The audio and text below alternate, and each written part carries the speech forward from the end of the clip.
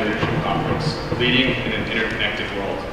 And at this time, it is my pleasure to introduce our conference co-sponsor, Mr. Mitch Hart, a proud Texan and 1956 Naval Academy graduate. Well, I grew up in World War II. I started driving a pickup at 8, and my dad died when I was 2. So as a very young person, I'm taking care of cows. Everybody else went to war, so as a result, and thank God, I had an extremely strong mother. We had a lot of land, a lot of cattle, a lot of debt, no money. Well, my mother, as a background, walked out of her house when she was 16 years old, put herself through college, and was teaching school. And she and my dad dated for 11 years before they got married.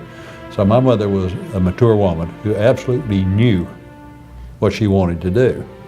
So growing up in World War II with a very strong mother who became a political boss in that part of Texas, I was very patriotic, and still am, as a matter of fact.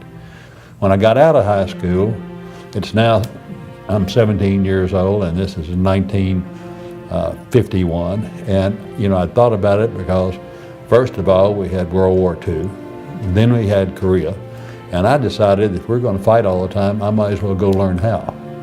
So the Naval Academy had always interested me. I had a lot of experience and background. I was a swimming teacher and I was a lifeguard for many years. So I decided I wanted to go to the Naval Academy.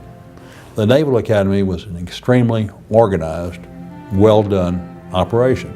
Everyone had to be an electrical engineer. Everyone had to be a midshipman and had to be prepared for that. So your whole life was governed. A very maturing experience if you understand what's going on. So that appealed to me. I liked what I was doing. I liked the challenge. My whole life fit together. As I got closer to graduation, I looked around at the things that were going on. Now remember, this is right between Korea and Vietnam. I had gone to the Marine Corps experience, which we went through. I liked that. It seemed like I liked the esprit de corps. So when it came time for graduation, I was lucky enough I was one of 51 people that got to go in the Marine Corps. Best decision I ever made. I had a great deal of confidence in what I could do. And I had succeeded at the Academy, and I had succeeded in the Marine Corps at doing what I wanted to do. And frankly, had been very well thought of both places. So I go out into the business world. I go to work for IBM.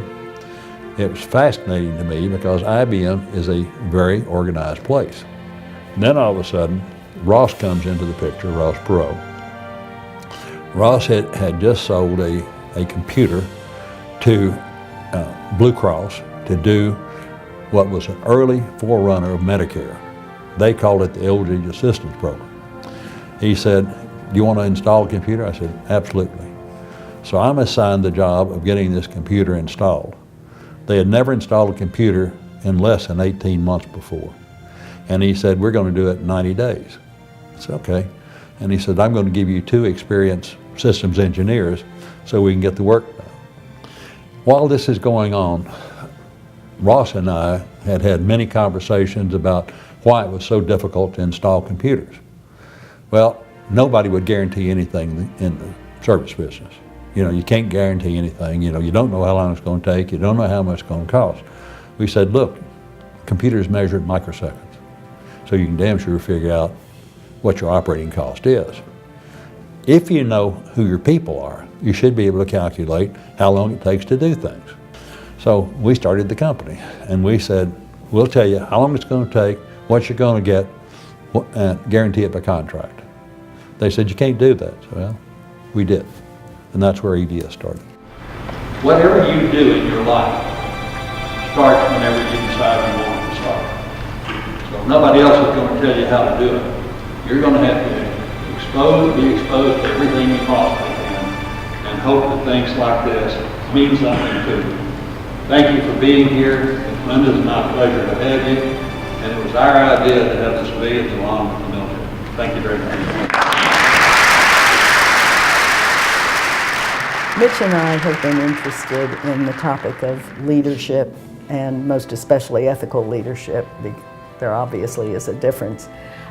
for many, many, many years. Probably dates back, probably predates the experiences that Mitch had speaking on college campuses during the Vietnam War. I think that for both of us, growing up, leadership was an observation that was important to us innately. It was important to us in school, it was important to us in politics, it was important to our observations of the world. It was important to Mitch at the Naval Academy and in the Marine Corps, and it was important to me throughout my career. And ethics is part of leadership, a very important part of leadership that has garnered our interest and later on our dollars all our lives. It is critical for this country, it is critical for your family, it is critical for your life, and critical for your business, and touches every other aspect of your being. And I think that focusing on it and understanding it can help hone those skills. You can't teach leadership, but you certainly can expose people to life lessons and for themselves and of others, and situations where you can hone leadership skills. And I think that that's our aim. We watch how the world works, how our country works, how our businesses work, how our homes work, how our friendships work, and you can walk into a kindergarten class and have a one-way glass, be in there 10 minutes, and observe which of those children have leadership skills. It's not power, it's impact. Absolutely. You know, it's very interesting because being raised by a very strong mother, I had no brothers and sisters, so it was just the two of us. But, you know, you do what's right. I was raised that way, raised that people are who you are, or who they are, and that if they lie, cheat, or steal, they're not. You know, so I was raised that way. The Naval Academy absolutely said the same thing. I was on the Ethics Council at the Naval Academy. I was an officer at the Naval Academy. So everything does come together. The Marine Corps was natural for me. You know, it fit, it felt good, life was good.